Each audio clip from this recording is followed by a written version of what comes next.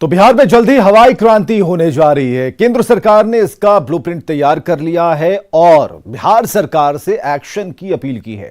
इस खास कार्यक्रम में आज आपको बिहार में होने वाली हवाई क्रांति के बारे में हम बताने वाले हैं।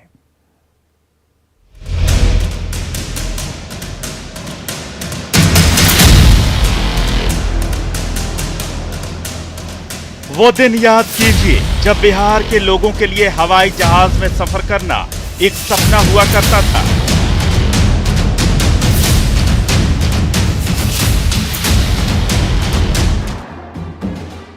लोगों को लगता था कि अगर उन्होंने हवाई सफर कर लिया तो मानो उनकी जिंदगी भर की तमन्ना पूरी हो गई।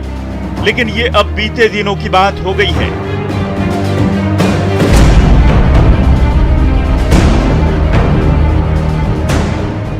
आज बिहार के कई बड़े शहरों से हवाई सेवा शुरू है।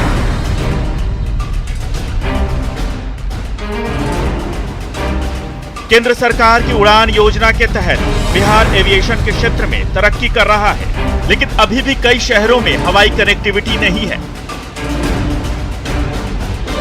इसके लिए केंद्र सरकार ने नई योजना बनाई है। बिहार में हवाई सेवाओं के विस्तार के लिए नागरिक उड्डयन मंत्री ज्योतिरादित्य सिंधिया ने सीएम नीतीश कुमार को पत्र लिखा है। पत्र में राज्य में एविएशन इंफ्रास्ट्रक्चर को मजबूत करने की बात कही गई है। बिहार में हवाई क्रांति लाने की कवायद तेज हो गई है और केंद्रीय नागरिक उड्डयन मंत्री ज्योतिरादित्य सिंधिया ने सीएम नीतीश कुमार को पत्र लिखकर एयरपोर्ट के लिए जमीन आवंटन कराने की मांग की है।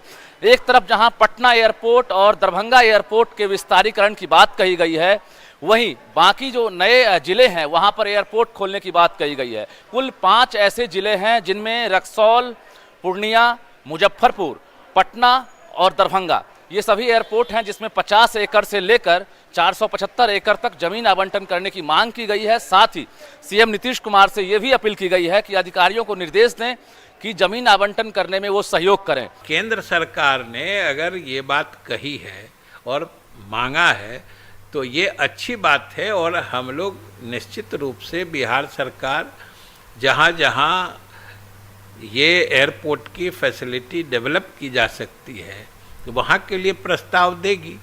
आखिर ये तो बिहार के विकास में सहायक है, तो ऐसी चीज़ों में हम नहीं समझते हैं कि सरकार कोई परहेज करेगी। ज्योतिरादित्य सिंधिया ने सीएम नीतीश कुमार को पत्र लिखकर उनसे व्यक्तिगत हस्तक्षेप करने की अपील की है। नागरिक उड्डयन मंत्रालय ने राज्य सरकार से जमीन आवंटन और ढांचागत विकास के लिए जरूरी फंड जमा करने की बात भी कही है। साथ ही नीतीश कुमार से अपील की गई है कि वो इसके लिए अधिकारियों को जरूरी दिशा निर्देश दें। इस पत्र में केंद्रीय नागरिक उड्डयन मंत्रालय ने बिहार में एविएशन इंफ्रास्ट्रक्चर को मजबूत करने की बात कही है।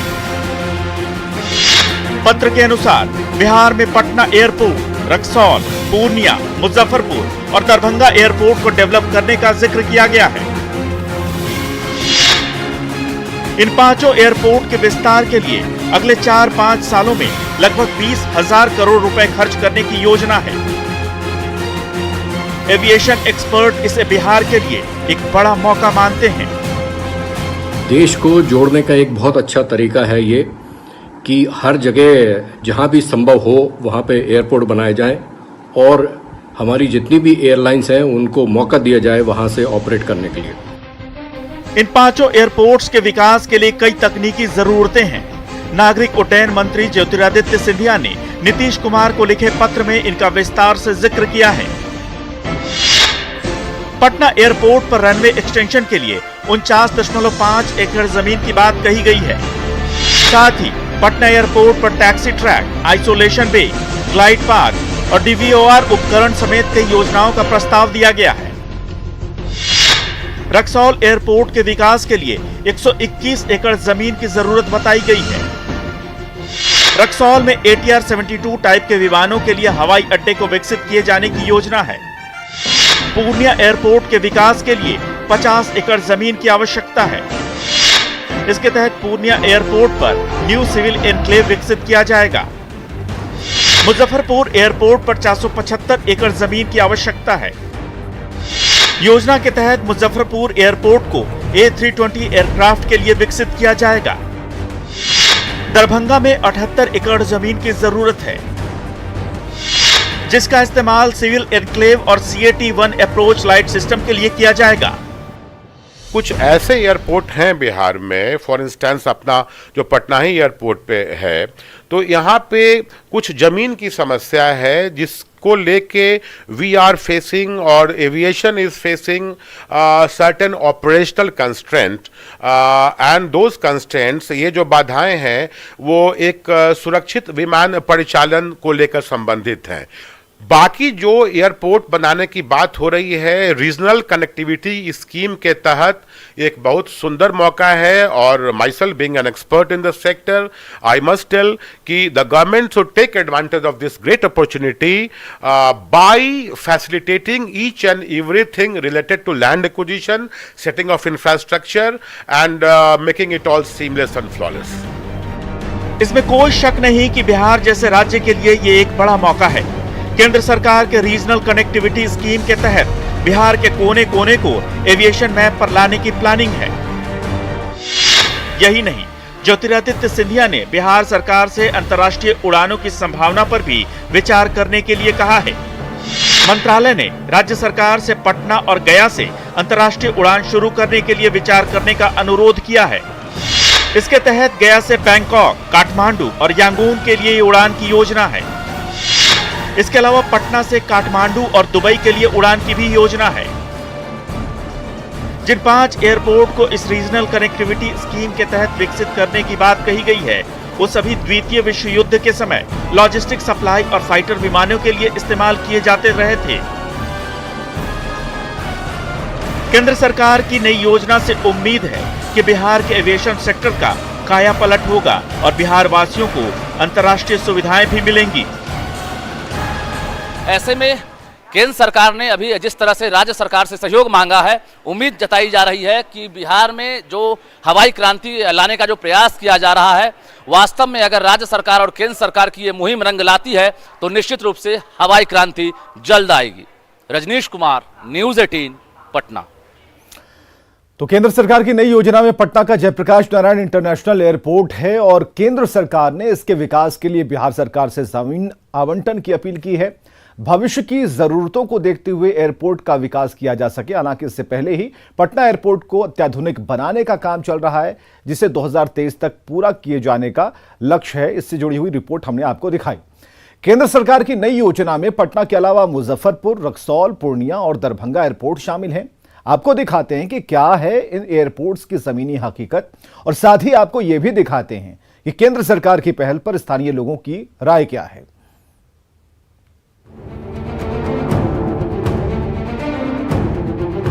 पटना का जयप्रकाश नारायण इंटरनेशनल एयरपोर्ट जल्द ही विदेशी हवाई अड्डों जैसा दिखेगा। साल 2023 तक इस प्रोजेक्ट को पूरा कर लिए जाने का लक्ष्य है, लेकिन भविष्य की जरूरतों को देखते हुए केंद्रीय नागरिक उड्डयन मंत्री ज्योतिरादित्य सिंधिया ने बिहार सरकार से कुछ और मांग भी की है। मंत्रालय ने पटना एयरपोर्ट पर रनवे एक्सटेंशन के लिए 49.5 एकड़ जमीन आवंटन की बात कही है। साथ ही टैक्सी ट्रैक, आइसोलेशन पे, ग्लाइड पाथ और DVOR उपकरण समेत कई योजनाओं का प्रस्ताव भी दिया गया है। ऐसे एयरपोर्ट हैं बिहार में, फॉर इंस्टेंस अपना जो पटना ही एयरपोर्ट पे है, तो यहाँ पे कुछ जमीन की समस्या है जिसको लेके वी आर फेसिंग और aviation is facing certain operational constraint and those constraints, ये जो बाधाएं हैं वो एक सुरक्षित विमान परिचालन को लेकर संबंधित हैं। इसमें सबसे पहले मैं ये कहना चाहूँगा और सरकार को इस पर मुकम्मल तौर पे ध्यान देना चाहिए कि रनवे का जो लेंथ है हमारा पटना एयरपोर्ट का, ये छोटा है। इसमें कम से कम अभी तत्काल 2500 या 3000 फीट के इजाफे की आवश्यकता है। एविएशन के जानकारों का मानना है कि पटना एयरपोर्ट पर रनवे को और बढ़ाने की जरूरत है। जाहिर है, नागरिक उड्डयन मंत्रालय ने इन जरूरतों को ध्यान में रखते हुए ही बिहार सरकार से इस पर ध्यान देने की अपील की है। बड़े एयरपोर्ट पे इन चीज़ों की आवश्यकता होती है, जैसे आप पैरेलल टैक्सी ट्रैक की बात कर रहे हैं। रीजनल कनेक्टिविटी की जो एयरपोर्ट है उसके लिए कोई पैरेलल टैक्सी ट्रैक की आवश्यकता नहीं है, बिकॉज ट्रैफिक वहां पे कम होती है, number of aircraft come operate करते हैं। बट पटना जैसे एयरपोर्ट पे जो अभी ट्रैफिक की स्थिति है और बाद में आगे आने वाले 10 साल में जो ट्रैफिक बढ़ेगी, वैसी स्थिति में पैरेलल टैक्सी ट्रैक की आवश्यकता होगी। फिलहाल पटना के जयप्रकाश नारायण इंटरनेशनल एयरपोर्ट को विकसित करने का काम चल रहा है।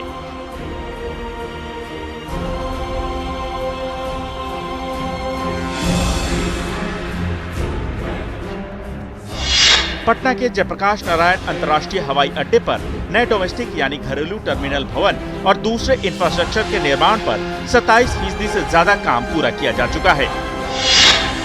केंद्र ने इसके लिए एयरपोर्ट अथॉरिटी ऑफ इंडिया को 1216.9 करोड़ रुपए आवंटित किए थे। इसे दिसंबर 2023 तक तैयार करने का लक्ष्य है। हालांकि पहले ये लक्ष्य मार्च 2023 तक का ही था, लेकिन कोरोना महामारी के कारण इसमें देर हुई। बनकर तैयार होने के बाद एयरपोर्ट का 2 मंजिला टर्मिनल भवन हर साल 80 लाख यात्रियों को संभालेगा। पहली मंजिल पर एक डिपार्चर लाउंज और ग्राउंड फ्लोर पर एक अराइवल एरिया होगा। इसमें 52 check in counter, 5 conveyor belt और एरो ब्रिज शामिल होंगे और एक इनलाइन बैगेज हैंडलिंग सिस्टम होगा जो विदेश से मंगाया जा रहा है। एयरपोर्ट के अंदरूनी भाग में बिहार की समृद्ध संस्कृति, कला और विरासत को दिखाया जाएगा। न्यूज़ 18 के लिए पटना से रजनीश कुमार के साथ शैलेंद्र की रिपोर्ट। तो केंद्र सरकार की नई योजना के बारे में एक छोटी सी जानकारी हम आपको दे रहे हैं कि पटना के अलावा मुजफ्फरपुर, रक्सौल, पूर्णिया और दरभंगा एयरपोर्ट शामिल हैं।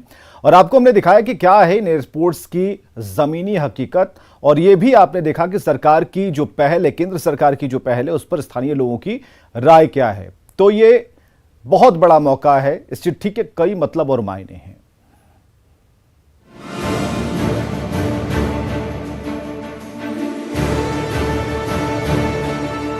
पटना के अलावा जिन 4 एयरपोर्ट को विकसित करने की योजना है, वहां के लोगों में सरकार के इस कदम से खुशी है।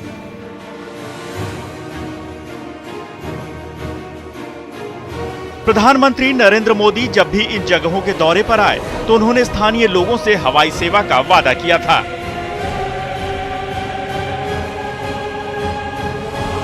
नागरिक उड्डयन मंत्रालय के इस नए कदम से अब लोगों को उम्मीद जगी है।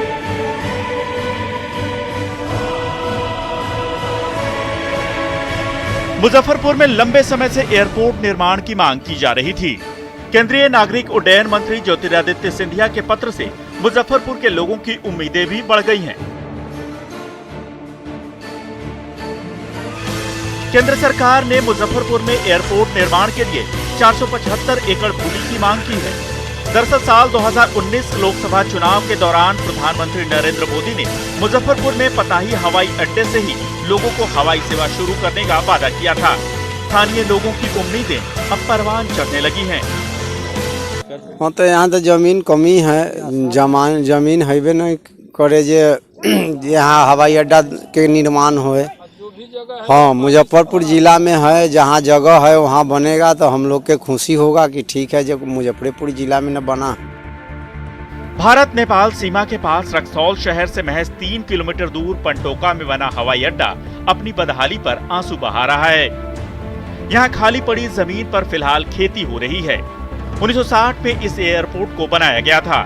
निर्माण के समय दमदम एयरपोर्ट के बाद ये देश का दूसरा सबसे बड़ा एयरपोर्ट था।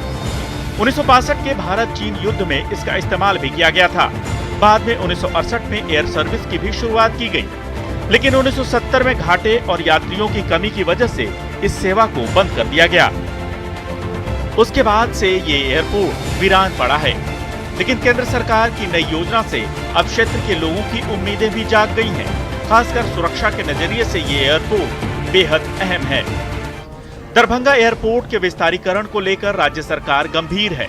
NH 57 के बगल में रानीपुर बेला के पास इस एयरपोर्ट के विकास की योजना है, जिला प्रशासन ने यहां बनने वाले स्थायी टर्मिनल भवन और रनवे विस्तार के लिए भूमि अधिग्रहण से संबंधित तमाम कागजी काम पूरे कर लिए हैं। नए सिविल एनक्लेव और रनवे विस्तार को लेकर कुल 78 एकड़ जमीन का अधिग्रहण किया जाना है। 54 एकड़ जमीन में स्थायी टर्मिनल भवन और बाकी 24 एकड़ जमीन में रनवे का विस्तार किया जाएगा। इससे पहले इस एयरपोर्ट के विस्तार को लेकर 31 एकड़ जमीन के अधिग्रहण के लिए राज्य सरकार ने 121 करोड़ की राशि आवंटित की है। केंद्र सरकार के नए कदम से पूर्णिया के लोगों की उम्मीदें भी जाग गई हैं। साल 1952 में यहां से नागरिक विमान सेवा की शुरुआत हुई थी। साल 2015 में प्रधानमंत्री नरेंद्र मोदी ने उड़ान योजना के तहत बिहार पैकेज में पूर्णिया से हवाई सेवा शुरू करने की घोषणा की थी। जमीन अधिग्रहण के लिए राशि भी आवंटित कर दी गई, लेकिन अभी तक जमीन आवंटन का मामला हाई कोर्ट में लटका है। लेकिन ज्योतिरादित्य सिंधिया की पहल से पूर्णिया के लोगों की उम्मीदें बन गई हैं। प्रधानमंत्री नरेंद्र मोदी ने 2015 ईस्वी में ही पूर्णिया के चूनापुर एयरपोर्ट से सिविल हवाई सेवा शुरू करने की घोषणा किया था। इसके लिए 52 एकड़ जमीन भी अधिग्रहित किया गया था, लेकिन 6 साल बाद भी पूर्णिया वासियों के लिए यह सपना ही बना हुआ है। एक बार फिर केंद्रीय नागरिक उड्डयन मंत्री ज्योतिरादित्य सिंधिया ने बिहार सरकार को पत्र भेजकर हवाई सेवा के लिए पूर्णिया समेत कई जिलों से जल्द जमीन उपलब्ध कराने के लिए पत्र भेजा है।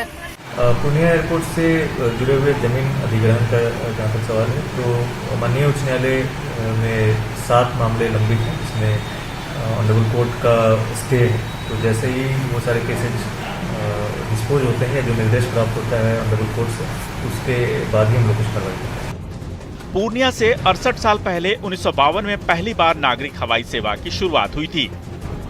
तब पूर्णिया से कोलकाता तक की उड़ान सेवा थी।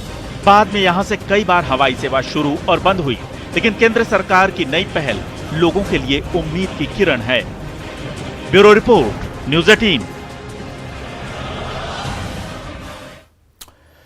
तो बिहार के लिए एक बड़ा मौका है। निश्चित तौर पर इससे बिहार के एविएशन सेक्टर को नेशनल एविएशन मैप पर एक मजबूत पहचान मिलेगी। साथ ही बिहार के छोटे शहरों से भी लोगों को हवाई सुविधा मिल पाएगी। इस खास कार्यक्रम में बस इतना ही। देखते रहिए न्यूज़ 18 बिहार झारखंड।